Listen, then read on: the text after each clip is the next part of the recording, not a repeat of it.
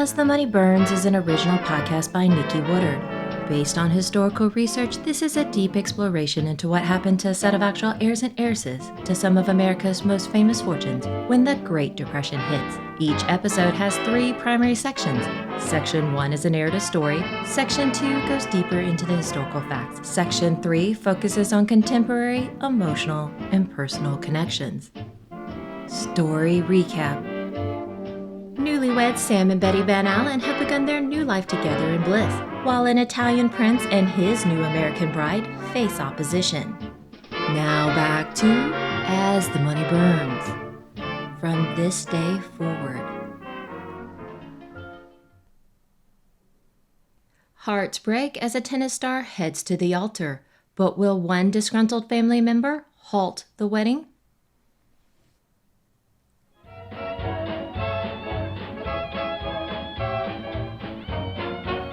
Section 1, Story.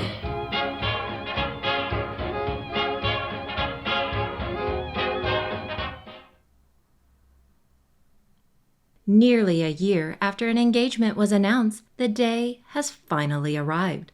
Saturday, February 6, 1932, Greenwich, Connecticut. Outside St. Bede's Chapel, people gather for a wedding. Across the street, a tall and very well-dressed man stands alone. Occasionally, 3 young ladies go over and converse with him and urge him to join. He shakes his head no. The young ladies eventually shrug their shoulders to each other as they head inside. Over in the chapel side room, the bridegroom is the movie star handsome tennis sensation Frank Shields, himself dressed in a nice dark suit. He jokes with his best man, Pointel Johnston from Delaware. A popular lad appears semi-regularly in the Delaware newspapers for appearing in local theater productions, as well as the tennis circuit. Frank's sisters, Alice, Pidge, and Helen Shields, all pay him a visit. They are the same young ladies from outside, and the man across the street is their father, Alexander Shields. The sisters inspect Frank's hair, pushing it to one side or another, trying to make it look straight. Their long ailing mother, Alice Shields, passed away when Frank was 16, so his sisters have fulfilled the maternal role for a large portion of his life, including running interference with their father. Frank fumbles with his bow tie when he spots their father, Alexander, still standing on the street. Alexander refuses to step inside the church, an Episcopal church. The staunch Irish Catholic Alexander is unhappy that Frank has converted to Episcopalian to match his bride, Rebecca Billie Tenney, and her father, Harold Tenney's, religious preference. Frank kids a little, but his eyes flicker with frustration. Whenever his father is around, there's sure to be trouble. The father and son have had more than a few physical altercations.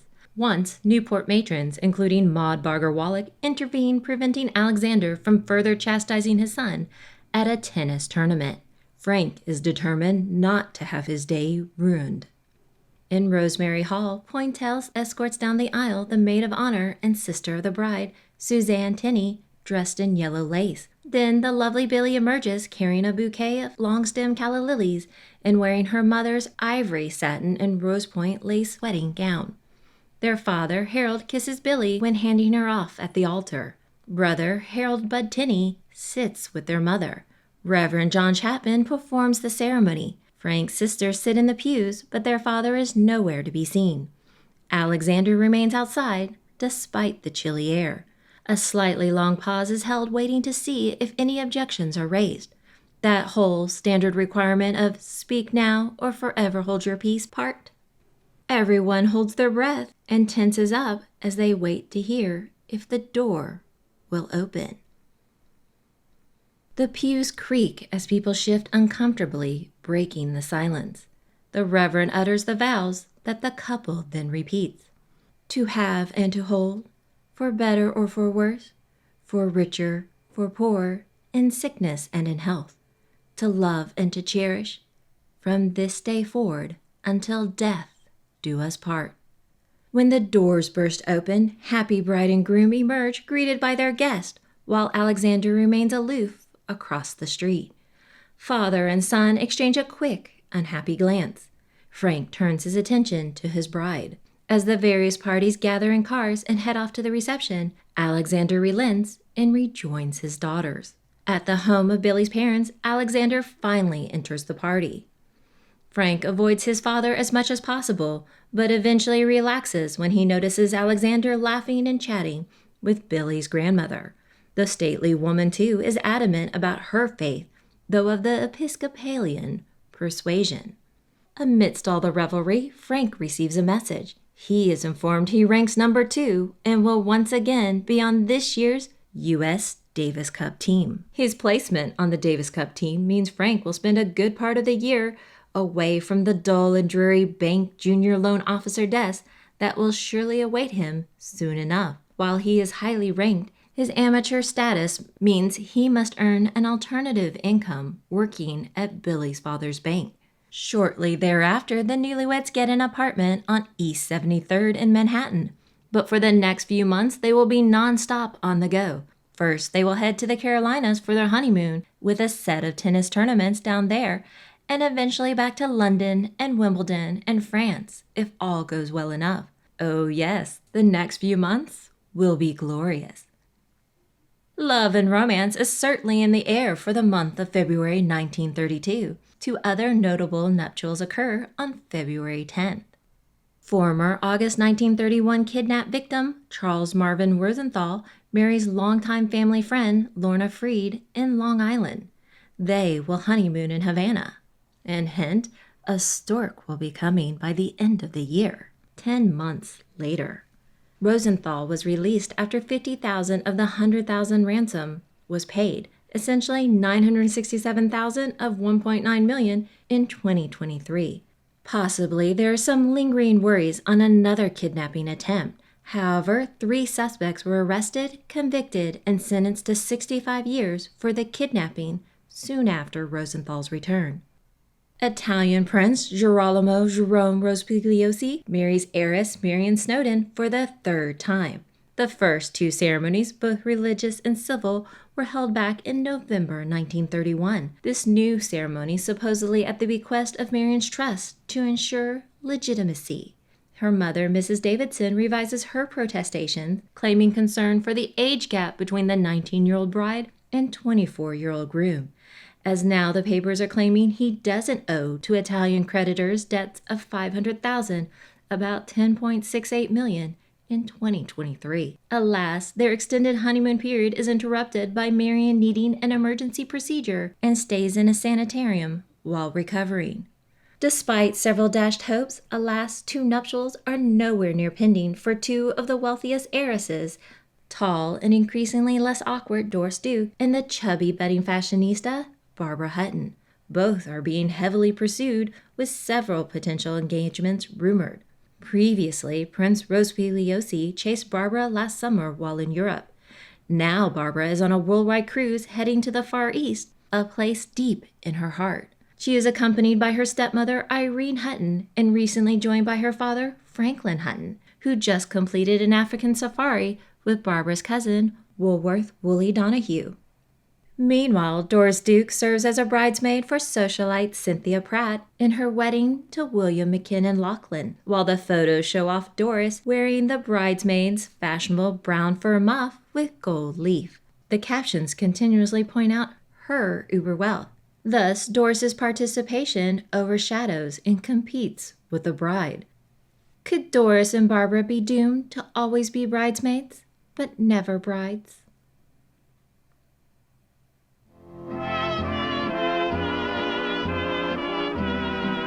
Section 2, History and Historiography.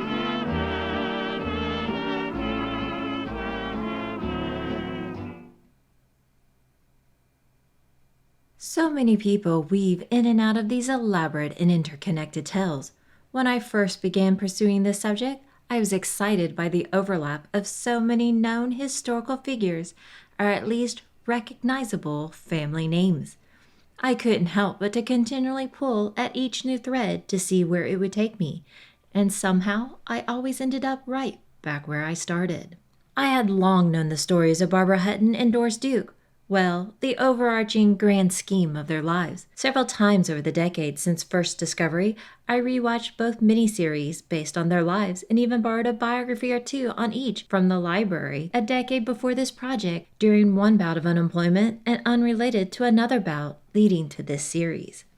There are other stories that popped up over the years, and I might browse or recollect, like the mention of Brooke Shields being related to tennis before her marriage and relationship to Andre Agassi. I didn't really dig that out then, but then it became relevant much later when her grandfather Frank Shields became a recurring name in several people's stories.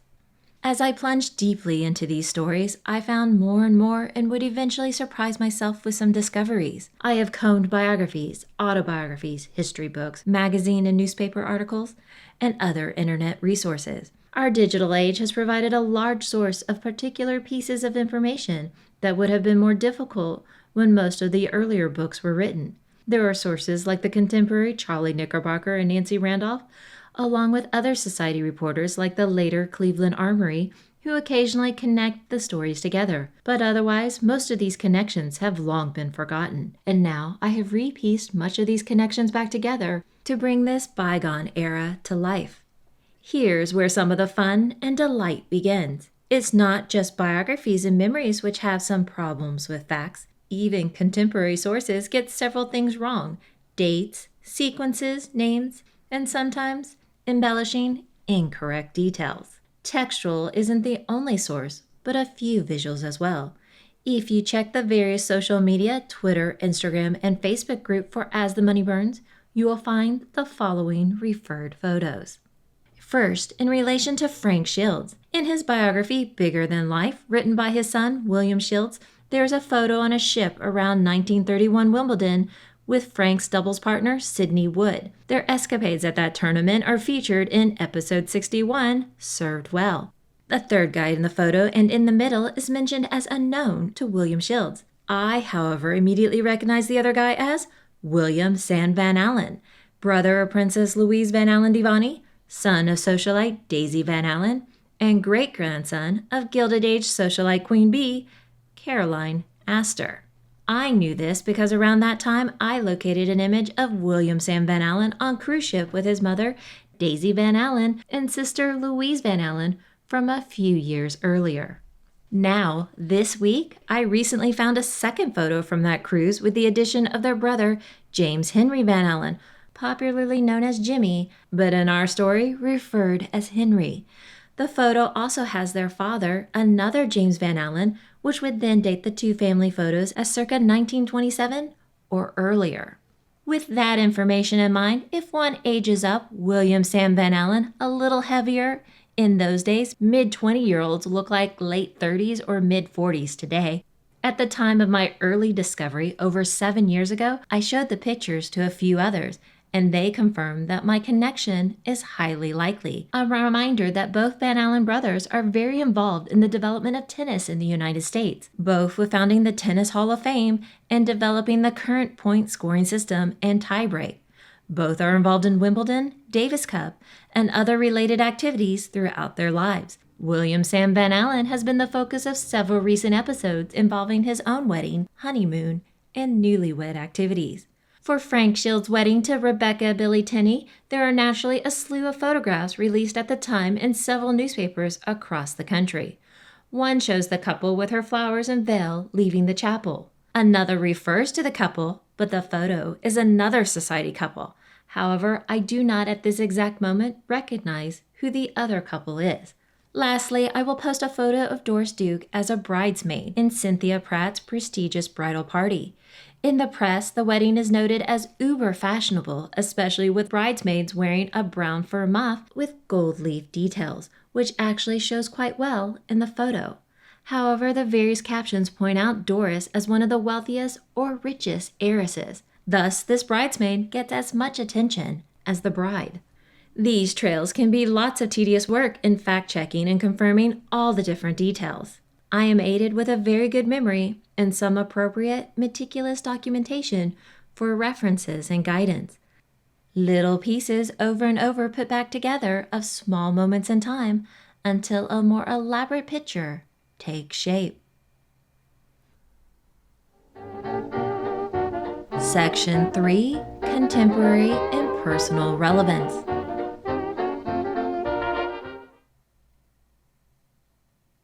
Reconstructing history is definitely an intellectual and emotional passion for me.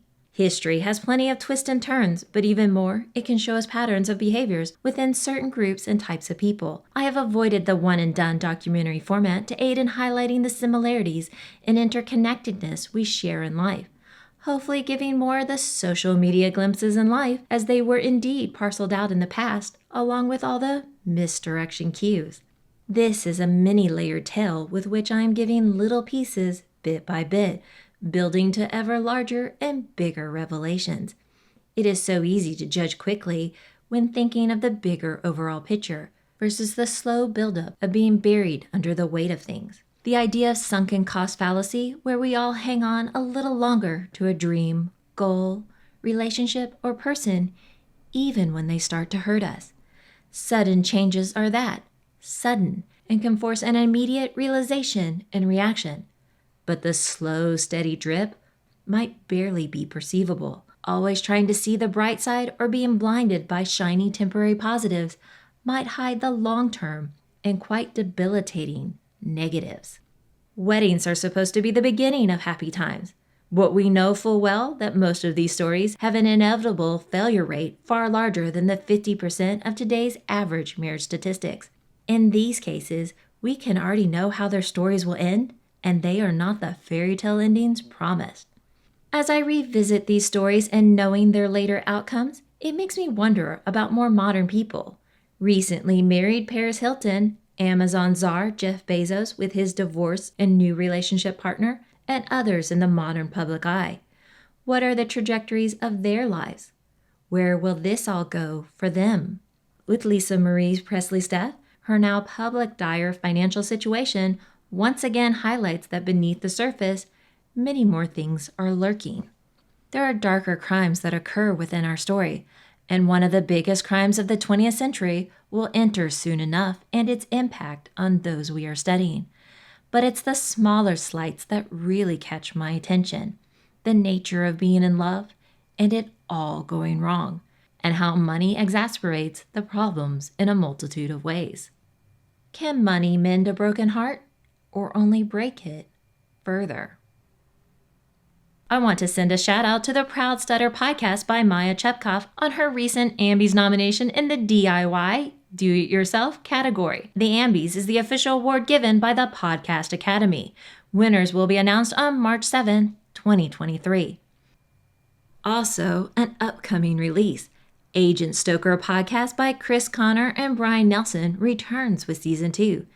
Agents of the Night Brigade must prevent forthcoming disaster as the Big Bang reverses itself and threatens another apocalypse. More characters, more episodes, coming everywhere at podcast directories near you. Links for Proud Stutter and Agent Stoker in the notes section and transcript. If you enjoy As the Money Burns, then please share, like, and subscribe.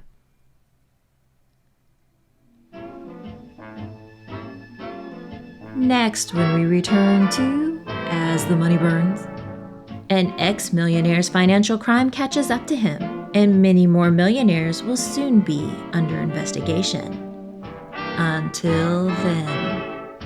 As the Money Burns is an original podcast written, produced, and voiced by Nikki Woodard based on historical research. Archival music has been provided by Past Perfect Vintage Music. Check out their website at www.pastperfect.com. Please come visit us at As the Money Burns via GoodPods, Twitter, Facebook, or Instagram. Transcripts, timeline, episode guide, and character bios are available at asthemoneyburns.com.